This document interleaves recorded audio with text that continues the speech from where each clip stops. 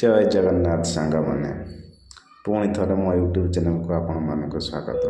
ताल आज गोटे चिल्ली आइटम करवा सोयाबीन चिल्ली आम गोटे कैप्सिकम को टिके बड़ साइज रे काटी नवा। दोटी पियाज को टिके बड़ साइज रे काटी नवा। आउ राग कम आम खाऊ से केवल दुईटी कंचा लंका लंबा भाव में काटी नवा। किसी अदा गुड़ी को चॉप कटिंग कर नवा। किसी रसुण गुड़ी को चॉप कटिंग कर नवा। अल्प सोयाबीन को गरम पानी रे बॉयल कर नवा। 5 ରୁ 6 मिनट 7 मिनट मध्य बॉयल करके बाहर कर नवा।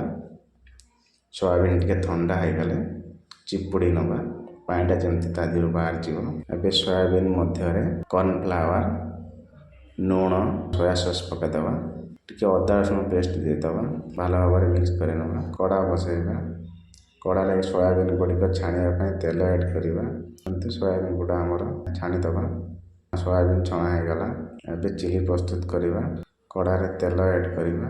तेल गरम हो गले चॉप कटिंग अदा रसुण ऐड करदवा। 2टी कंचा लंका ऐड करदवा। टिके मौड़ी गला परे कटा जाइथिबा पियाज आ कैप्सिकम गुड़ी को ऐड करदवा। एगुड़ा टिके मौड़ी गला परे बेसी मौड़ीबेनी हल्का जमती मौड़ीबो। अल्प टिके मौड़ी गला परे ब्लैक पेपर ऐड करदवा। गोटे ग्लास पानी देदवा।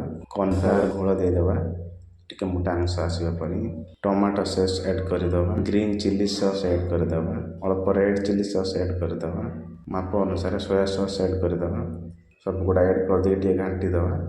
भल भाव फुटी गला परे छणा जाइथिबा सोयाबीन गुड़ी को ऐड करदवा। देखंतु हमर सोयाबीन चिल्ली प्रस्तुत हो गला।